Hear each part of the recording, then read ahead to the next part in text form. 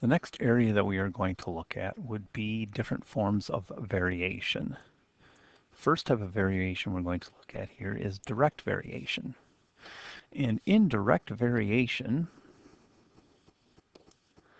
as x grows or shrinks, y does the same.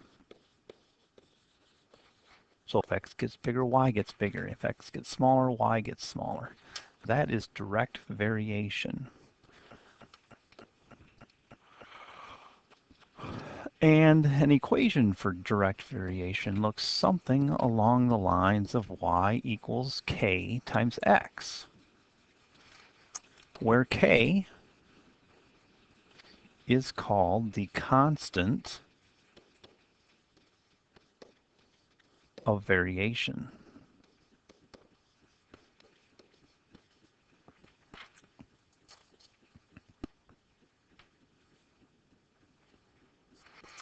Now, if you look at this equation, it is very similar to one that you should be really familiar with, and that would be this one.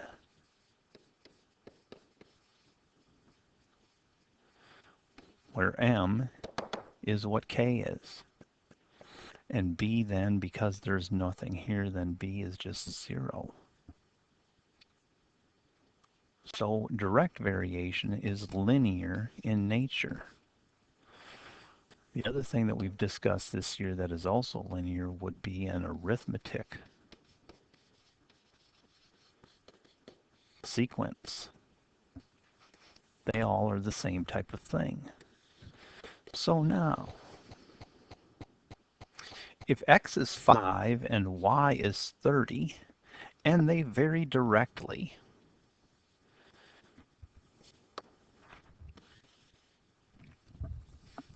well, if you were going to write the equation for this, since x is 5 and y is 30, if you put those into this particular equation, you would have 30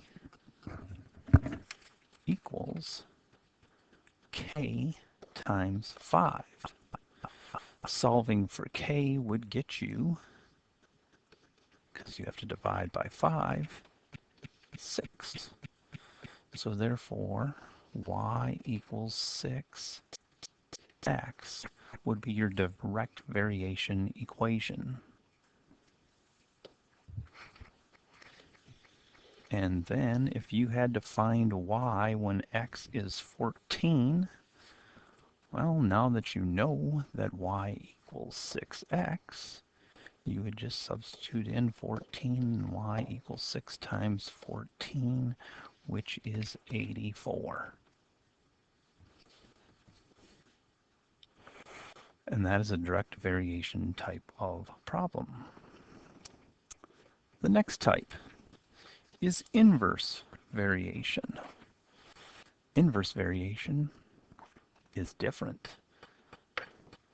In inverse variation, as x grows or shrinks, y does the opposite. So if x is getting bigger, y is getting smaller, and if x is getting smaller, y is getting bigger.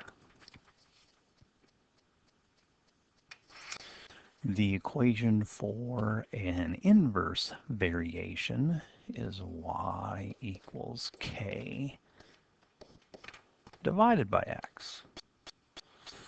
And again, k is your constant of variation.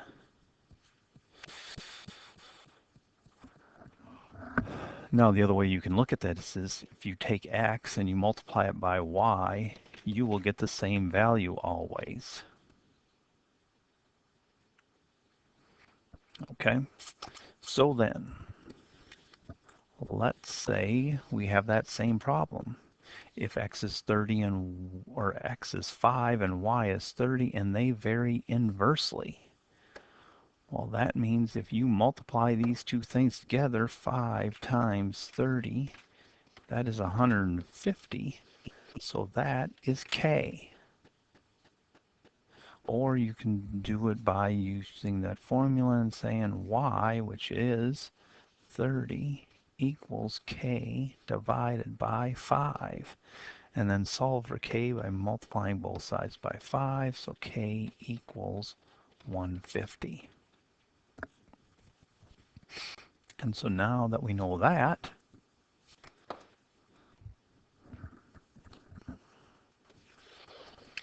find y when x equals 14.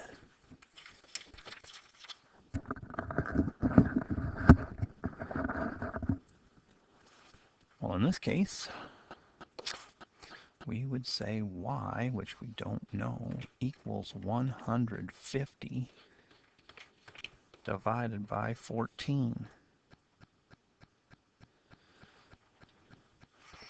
which can simplify to 75 over 7,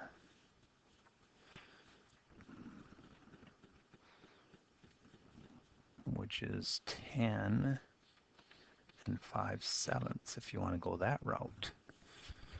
Or use your calculator and put it in decimal form.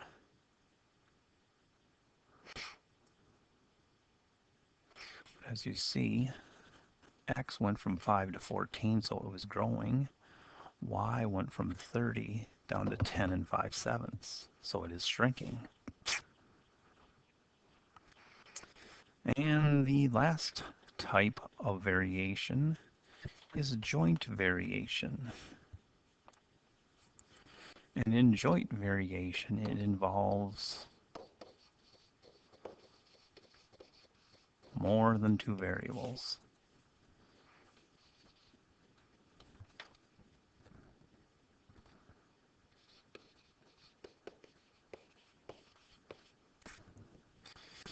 Similar to direct.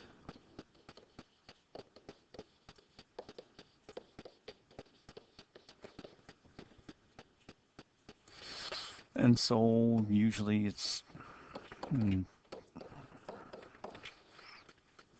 something like that. Again, k is your constant of variation.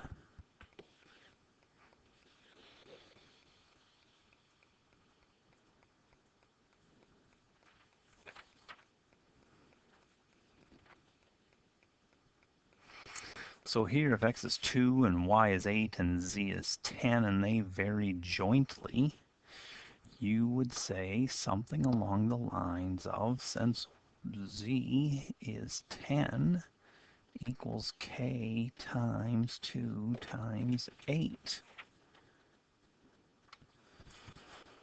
And so then to solve for k, you would divide by 16 on both, and k would equal 5/8. So z equals 5/8 of x times y.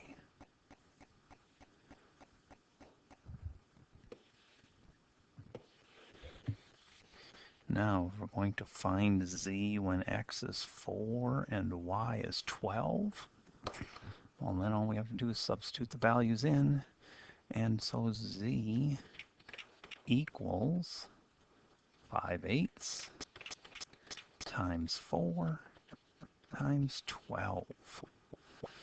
And before we multiply, we can divide out a 4 from this and that and turn that into 2 and that into 1. And then we can also divide out a 2 from this and a 2 from that to turn that into 6 and that into 1. And so now 5 times 1 times 6 is 30. And we have that divided by 1, which is 30. And so there is the three different types.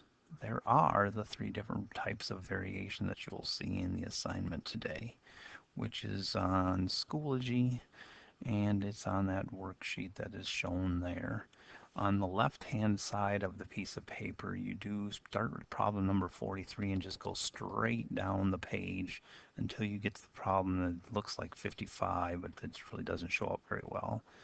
That talks about hailstones. And then on the right-hand side of the page, do 21 to 31 all, 35 to 38, 39, and then 39 straight down to number 50.